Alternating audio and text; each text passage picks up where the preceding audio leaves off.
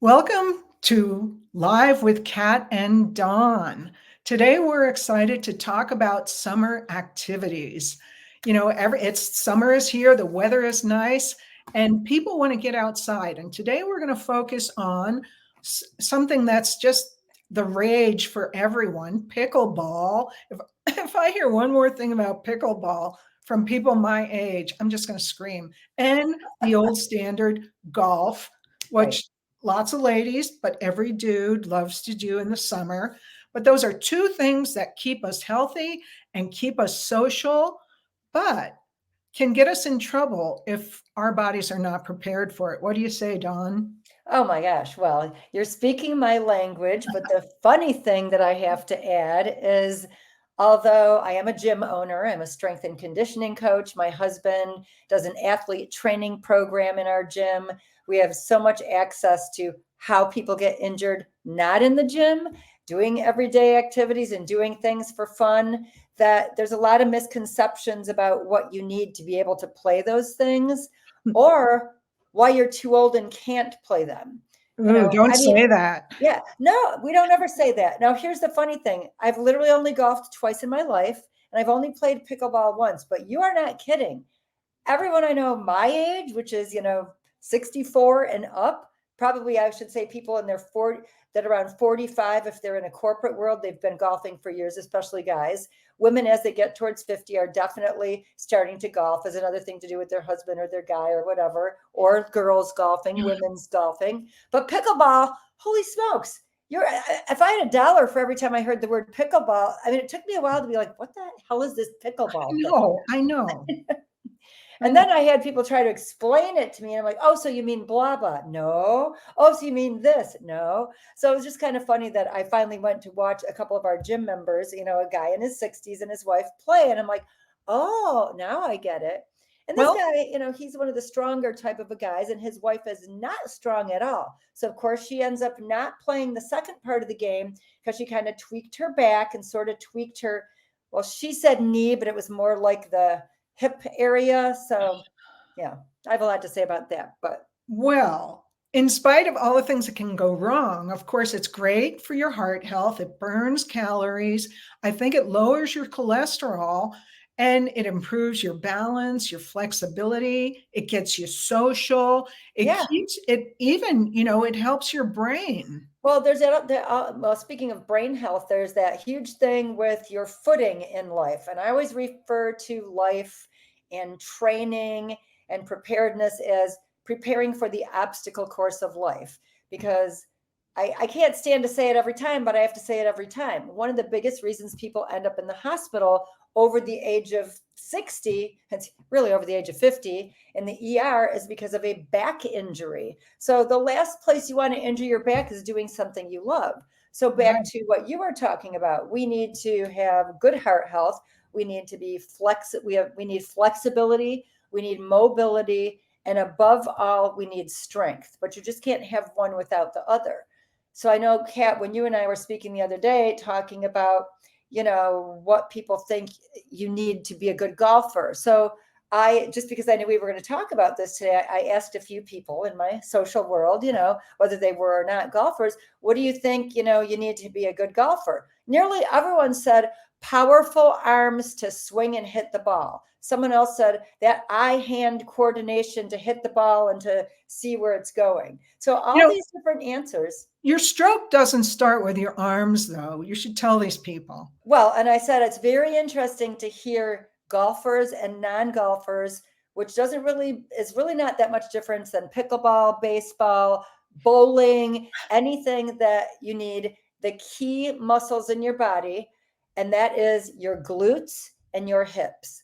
So we just started an athlete training program for young baseball players. So right away, their coaches, their baseball coaches are like, we really want to get them running faster. We really want to get them throwing harder. We want to get their shoulders stronger. We want to build their biceps and we want to build their shoulders. And I'm like, my husband and I right away are, if you don't have glute strength and explosive power and the ability to twist and explosively move your core at the same time that your hips are stabilized by how strong your glutes are, you will not be good at any of those sports. And I don't care if you're 18 or 78, So building the foundation of strength is in your lower body, which is your glutes, your hips, being able to open your hips, being able to turn your hips, being able to reach for something on the ground, to squat and reach over, whatever these motions are, they all generate from your hips and your glutes. That's right. And you need balance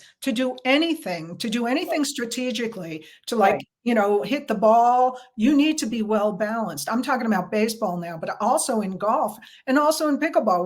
We're talking about ball.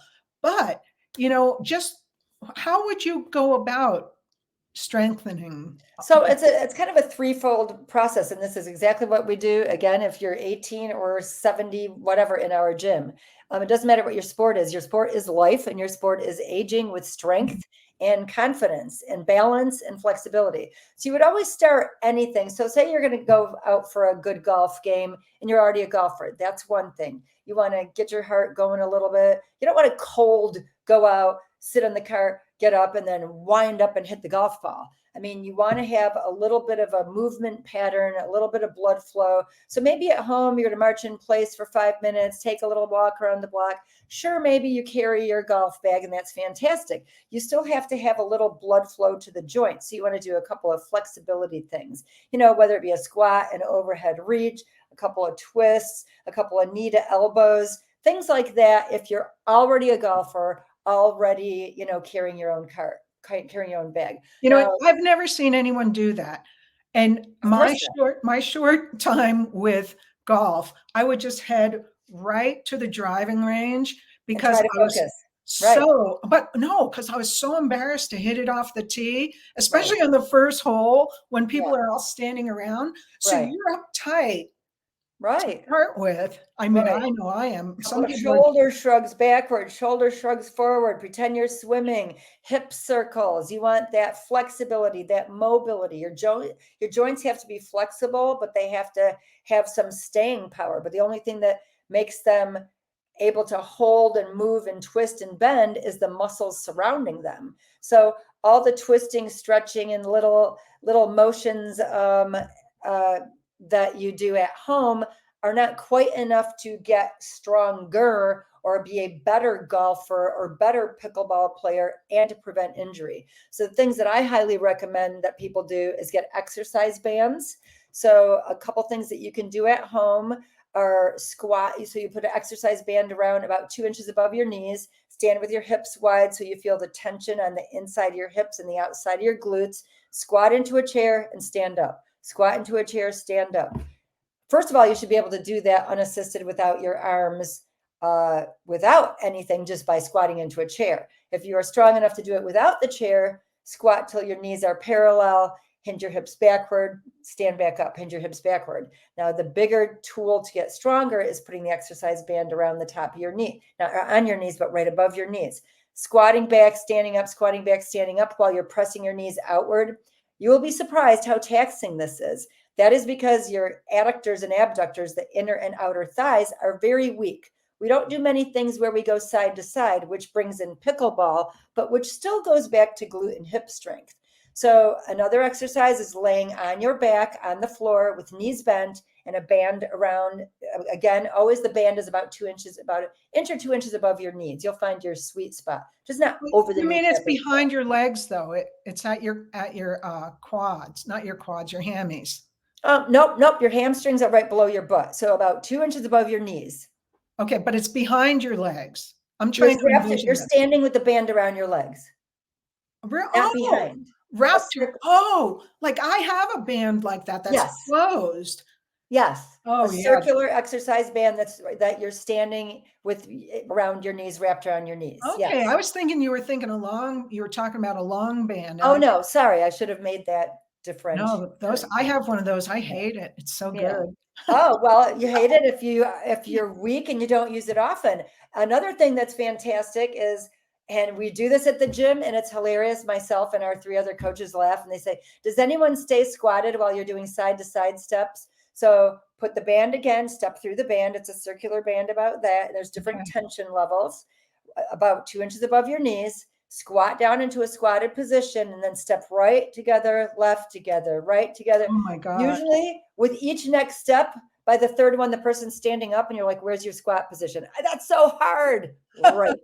Because you're using the outside of the muscles of your glutes, the inner thighs. You're using what are called your IT bands, the bands that connect your knee to the top of your hip.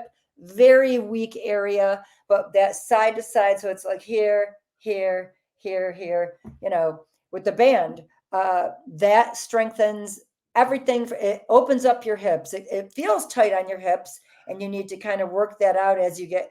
You're not going to do a ton at once. You're going to progressively get better, progressively get stronger. But hip bridges, so that laying on the ground. Oh, we didn't finish that one because you were thinking of the band in a different way. Right. So with a hip bridge, same thing. The band is around your knees. You're laying on the ground on your back, feet are flat and hands are flat next to you. So you're going to bend your knees, feet are up close to your butt. You're going to press your hip bones up to the ceiling, squeeze your glutes, and lower. The whole time, this band is around your knees. So you're pressing hip bones up, pressing knees out. You're going to feel, again, the same spot, that tension on the outside of your glutes, buns, rear end, tush, whatever you want to call it, to strengthen that area. The stronger your glutes get, the stronger your quads and hamstrings and hips get, the more powerful you can hit that ball. It's not about swinging your arms from a static position. It's about driving with your hips and putting all that forceful, explosive power with that follow through your hips. The minute your hips and glutes are stronger, the rest of your body will kind of transfer into that. So I've done those bridges with one of those squishy balls between my knees. Okay, you can do that. Now, the only thing with a squishy ball between your knees is you're only working your inner thighs. You're not targeting the outer thighs at all.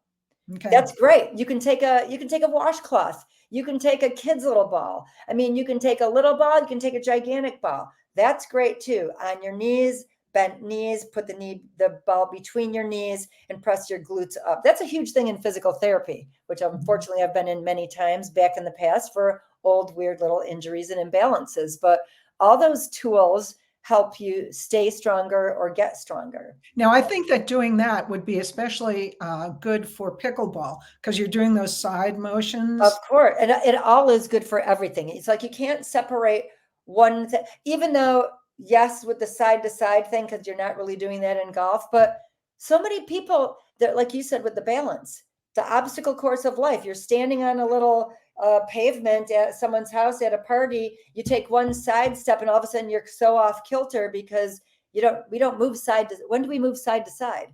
We do tons of those side shuffles, even those without a band.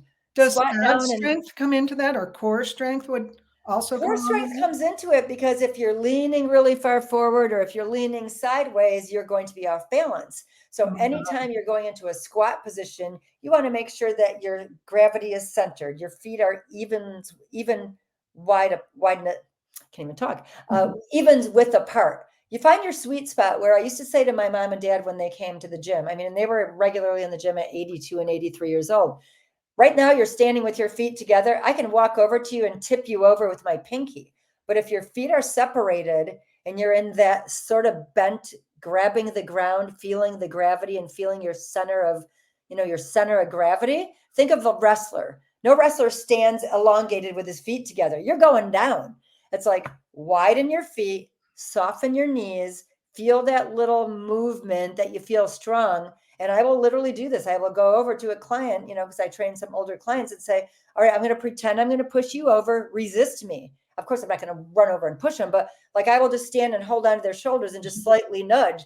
When I'm slightly nudging them, they're tightening up everything like an isometric. A lot of people remember isometric exercises. For a while, they were like, oh yeah, like that does anything. Anytime you can focus on the muscle that you're using and squeeze it, whether it's your glutes right now, your biceps right now, your core right now, your quads right now, you're pumping that blood flow to the area. Every time you pump blood flow to that area, you're generating a little bit new tissue, a little bit more movement, a little bit more synovial fluid and lubricating the joints, So are you suggesting like visualization when you're doing these workouts? 100%. No, exactly. That is perfect, Kat, because I try to explain to people that I might write it on the board. I want to explain it, and then I demonstrate it because everyone learns differently. But if you learn which body part you're supposed to be feeling it in, yes, then you visualize. Right now, sitting in your chair, squeeze your glutes. The minute I squeeze my glutes, I lift up slightly. Yeah. Tighten your core. The minute you tighten your rib cage opens up a little bit. You know, If I squeeze my shoulder blades together in the back, I feel this open up slightly. But I've oh my God. conditioned myself to know what muscles I'm training. And a lot of people, sometimes women will come to the gym and they'll have them stand up and I'll say, all right, right now, just in that position, squeeze your glutes. And they do this arching thing. And they're like, I don't even know what my glutes, I don't have glutes. And I'm like, well, we're going to build them, So it's like you get to learn what people even have a grasp on what body, and I don't have to use I don't have to say, iliotibial band, the outside of your thigh, the spot where you step sideways, the part that you're using. I don't use fancy terms. I use layman's terms so you know what I'm trying to so people explain. understand what you're Right. talking I about. want them to, I've always said, I don't want to be a trainer or a coach that you only pay attention to here. When you're at home and getting that gallon of milk out of your back seat of your car, I want you to remember me saying, squat down, keep your feet wide, brace your core. Now lift up the thing. Don't just reach willy-nilly and fling it out. And all of a sudden you throw your back out, your shoulder hurts, and you tweak your wrist or something. I It's love just, that. yeah, I tell people that in face yoga, and it's easier because we were just dealing with your face. But I mean, if it's an eye thing, I want them to think about that area. And I just love the visualization part of what you're doing because everything you're saying is correct. right, When you're thinking about the right. movement, you will do the movement much better. So back to the core strength, another thing that is good and it's safe. And no, you're not going to sit there doing sit-ups because most people, all you're doing is moving your neck and your head. And people say my neck hurts. Well, because that's not a beneficial movement. But if you're laying on your back, and I'm sure most people remember this, and just putting your hands behind your head and doing that old school bicycle, so knee to Yeah. elbow, and trying to keep your shoulders slightly lifted, try to get your right elbow to your left knee. Just a couple of those, if you're not conditioned and trained, you will feel your core. Now, the idea behind that is to flatten your belly and scoop your pelvis in. The minute people say that hurts my back, so think of if you're laying on the ground and you want to arch your back, you're laying flat, you want to arch your back, the first thing is your stomach's going to come off the ground. Now, imagine laying on the ground, bending your knees and putting your feet planted right at the edge of your butt. Now you're going to scoop your pelvis in toward you, almost like a pelvic tilt. Yes. Right there, your core is engaged. That's the position you start any core exercise on your back. Because if you're all flat with that little bit of an arch, the first motion you go into, you're going to feel it in your lower back because you already have the arch. So the idea is to scoop your pelvis in. Right away, sitting in a chair, scoop your pelvis in. Right away, my core is tighter. So that's the position you want to start your bicycles in. A plank, going into a plank is like almost like you're going to do a push-up. So you're on the ground, your hands are directly underneath your shoulders, your fingers, you have your fingertips kind of ground in. Some people say, oh, I can't do a plank, it hurts the palm of my hand right there. Imagine pressing your fingertips in so you diffuse the weight a little bit differently. And the other thing is in a plank, and I even see this with some of the most conditioned people in our gym, they've got a little sag between their shoulder blades. Oh, yeah. Imagine you are locking out and pushing the ground away from you. The minute you do that, you see people's core engage, you see their glutes tighten, you see their hamstrings tighten. So I should be able to come over to anybody in a plank. And I used to do this. I always bring up my mom and dad. Of course, my dad has passed now, but they were amazing listeners. And they said, because you're a good coach. And I'm like, well, must have got some of it from them. But they'd be in a plank position and I'd say, I'm going to walk over and stand next to you and I'm going to nudge you with my knee. You should not tip over. My mom at first would be like, oh, I don't like that idea. I'm like, well, then tighten up. So they'd tighten up, but I could see they were tight. And I'd come over, and the minute I got closer to them, they're getting tighter and tighter because they think she's going to knock me over. I would barely nudge them with my knee, and they were so tight. I have pictures of my parents doing planks that trumped anybody in their 20s. That's awesome. What do you think about forearm? Forearm plank is harder because you're closer to the ground and you have to engage a little bit more. Although if you do have the wrist, I have a little bit of a wrist to elbow thing. You could maybe go back and forth. Yes, I do. A forearm plank sometimes is a little easier on the wrists It's harder on the core, harder on the glutes, but more beneficial. So I Oh, do. I will pop back up into a hand plank and then pop back down into a forearm plank. But yeah. I had a coach who made me do those hip dips on the forearm plank. oh yeah, That and was hard work. controlling that, yeah. Anything that you can do in a plank position that, creates a weird sense of balance. I mean, what do? You're not going to face plant on the floor. You might tip over and laugh and feel embarrassed, but I do that as well. With you're in a plank position, try shoulder taps, try controlled lifting, try heel raises, lifting a foot behind you. I mean, it's amazing to move your foot that inch off the ground while you're in a plank position. You've got to tighten up everything. I mean, and some people say, I can't move my foot an inch, and it's like, well, try. Yeah, because it is kind of a scary thing if you're not used to it, because you're scared about your balance. But that's what I mean. When you're balancing and you're this far from the floor, you're not falling anywhere. You might look goofy and laugh for a minute, but you're not going to just completely flap and face plant. I mean, it's a very controlled environment that you're not going to hurt yourself. So, well, I want to ask you a question about my lower back is a little weak. And what do you think about deadlifts? well, a deadlift is a spectacular move if you have spectacular form. So, what a deadlift actually is you have a weight sitting in front of your toes. And in order to pick up the weight, and I explain this regularly, whenever you are picking up any weight, a grandchild, a kettlebell, your dog, you don't want them far away from your feet. The further away you have to reach, the more strain that gets put on your back. Oh, right. The idea is it's two options. So a deadlift is a little bit different, but say you're going to pick up your dog off the ground. You want your feet wide, you want them knees slightly soft. You're going to hinge your hips back as if almost like you're going to sit back into a chair. Then you grasp the dog close to your body. Then you drive your heels through the ground as you come to a standing position. The only place you're going to feel this is in your butt and your quads. Because you can balance, you're going to feel it in your core. You're going to strengthen your core. You're going to strengthen your lower back. The second you move an inch away, you're reaching for the dog and going to pick them up.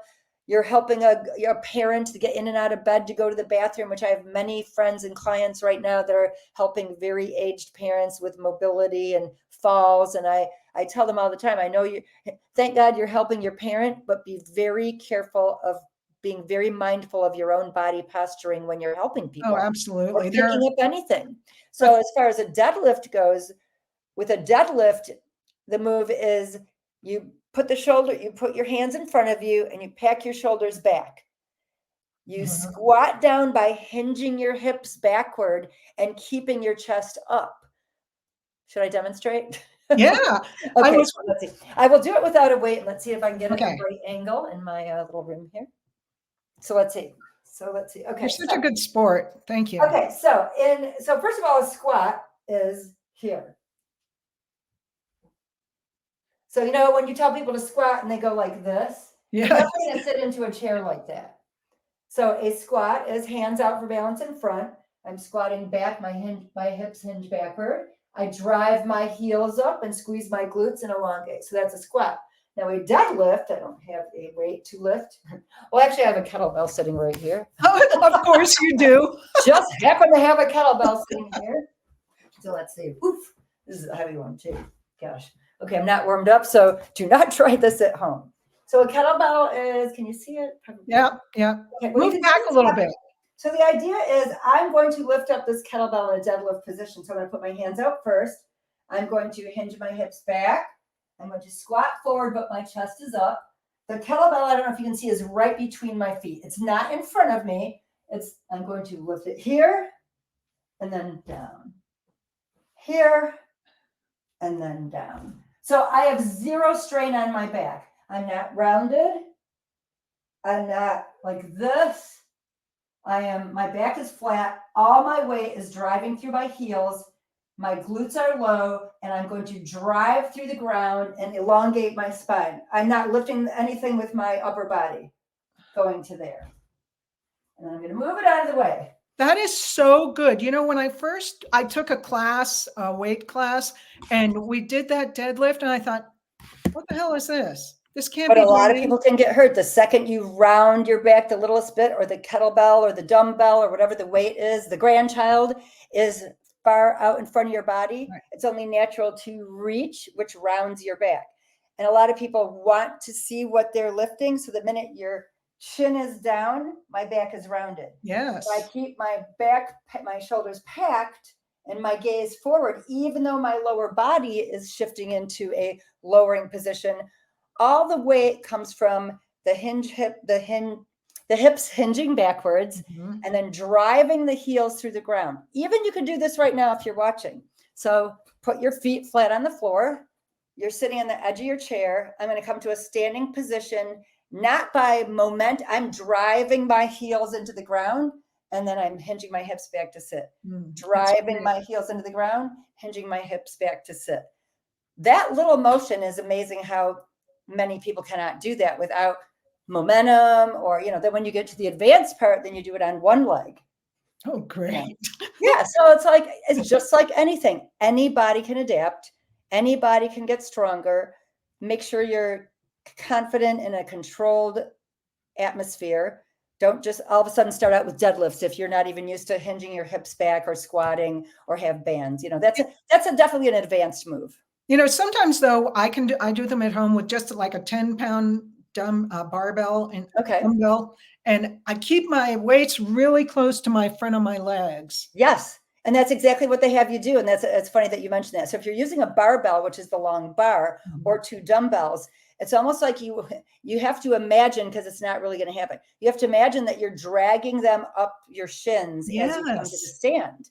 And when you learn that with a barbell, after years of kettlebell deadlifts and dumbbell deadlifts, you get a barbell, and the first thing you think of is, I don't want to drag that against my shins. So people take a step backward, and you tell people, you start with the bar touching like right above your ankles, right at your shins, because the minute you hinge your hips back, you're separating the distance, but you don't want to go forward. So it's a lot of training. And again, that is a very advanced move. That It kettlebell seems that so simple, and yeah, I really didn't realize it was an advanced move. But yeah. now, okay, so if we're speaking about golf and pickleball, what what if you do both? What motions would you do? What So, practices would you do? and back to, I can't stress enough, any motion in life, you need stronger glutes, you need stronger side to side. So start with exercise. We'll start with body weight. Start with body Mhm. weight. Start with so we'll break it down super easy. We'll do hip bridges. So that's laying on the floor, no bands, no nothing. Your feet are flat right at the bottom of your butt with your knees bent. Palms are laying right here. You're gonna press up, squeeze your glutes at the top, hold for a second, and drop down with control. Do that 8 times, sets of 3. I mean, if you can do that, 3 times in a row with 8 reps, so 8 repetitions, if it's easy, then you're already ready to take a band. Then you'd wrap the band around your knees, keeping the knees pressed out. The idea is to constantly have tension. So the more tension that your muscles get used to, the stronger they will become. So there's that. Then you could do side to side steps, just without bands or anything. So like a side to side shuffle all the way to the right for 4 steps, all the way to the left, but staying in the squatted position. That helps the side to side motion. Anything like that with exercise bands is fantastic. The core exercise, the bicycle while you're on your back. So those are super safe. Surprisingly, it's amazing how tight people are. Oh, There's an exercise that you can do. It's hard to explain. So that's great for opening the hips up. So if you are, I don't know if I can, I don't know if I can show this. Let's see. So I don't think I can show it, but so what you would be doing is, if you're laying on the ground, sitting on the ground like this, you're going to go back and forth with the knees yeah. like this. It's almost like a windshield wiper. Do that while your hands are here. So you're opening up the hips back and forth. Now lay on your back and do the same thing. So your palms are out at your sides. Your knees are to the left, to the right. They're close up to your, core, but with control. So that twisting, controlled, not just flopping and landing, flopping and landing. Slow and controlled. You're using your obliques, which are those muscles that are right there that hold your body upright. You're using the center of your core. And again, with that little bit of a hip scoop, that pelvic tilt in, you're not going to injure your lower back. So people think, oh, I can't do lower back exercises. I don't have a strong lower back. And it's like, you don't have a strong lower back because you haven't exercised everything around it. Same goes with That's very big in yoga. I mean, what you just said, yeah. those twists like that with the And knees people up. that talk about, I have bad knees. You know why people have bad knees? Because they have very weak muscles around their knees that support them. They have very weak quads, which are the muscles that extend from the top of your knee to your hips. People have bad hips because they have weak quads or tight quads. Again, that muscle that's on the front of your leg. That's a really big muscle. So is that muscle, your hamstring, that ties in from your butt to the back of your knee. If those are weak, okay, so this brings me to when you are warmed up, when you've done some of those exercises, those side to side band squats, those standing band squats, anything with a band with the hip bridges up. Now you want to make sure you're slightly flexible. The blood is flowing a little bit. So now you could even do, you don't want to do that. You see people folding forward and just trying to grab their ankles and they say, oh, I can't touch my ankles. Well, good, because that looks like an accident waiting to happen. Sitting on the floor and separating your legs as much as you can and walking your fingertips forward, but not rounding. People go so much farther when they're rounded, but you're not engaging anything. So it's like extending right here, shoulders back. You might only walk your fingertips that far and think you can't touch your toes. That's okay. You're going to feel that hamstring pull, that muscle slightly stretching from the back of your knee all the way up underneath your butt. You know what? I'm inspired. I'm going to get on my mat. I've been Yeah. working all morning, Right. and I'm going to get on my mat and stretch out a little bit and do. And that's a good thing to do after a walk. People love walking, and I say walking is means of getting out in fresh air and clearing your head and getting off of your tech stuff.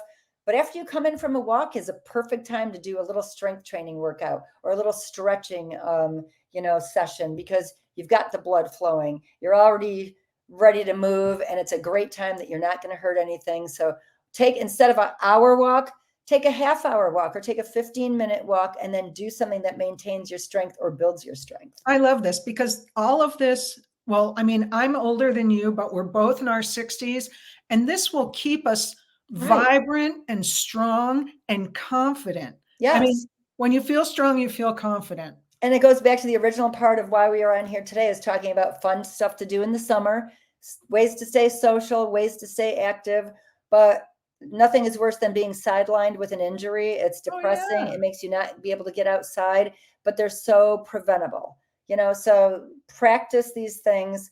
I know I was a little all over the place. Didn't really think I was going to be demonstrating today. I know. I think I have my kettlebell right there. Right. Right. Okay. Well, people could do, I know in one of your newsletters, you did was it a 7-minute thing? It was a 7-minute. Well, I do have that. If you want to post the link, that is a product that you can it's follow along workout sessions. They're more like movement patterns to create strength and build balance. They're 7-minute long. Right. And I've been doing those. Long. Right. And at first, when I first started doing it, I was getting tired from the warm up and I thought, this is not good. But I'm not anymore. No, and you can adapt at your own pace. So it's a very easy thing that if people are interested in taking it, really getting the full body strengthening in 7 minutes, it's really not that big of an investment, but that's it's a great help. Yeah. All right. Well, we'll put that info below. And I think, again, I'm so happy that we were able to get together and share this stuff. I think it will really make your summer better. I think so too. And be sure to share the links to your face yoga, Kat. We want all the body parts to feel lifted and confident and feel good. You know what? I feel like I explain this like a classic car.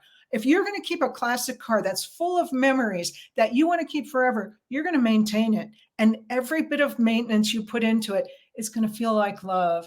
I love that analogy. So yes, yes. All right, Kat. Thank you. As always, this has been awesome. And I hope people have some takeaways to practice today for golf, pickleball, and the obstacle course of life, right? The obstacle course of life. Thank you so much. And thank you, everyone, for being here with us.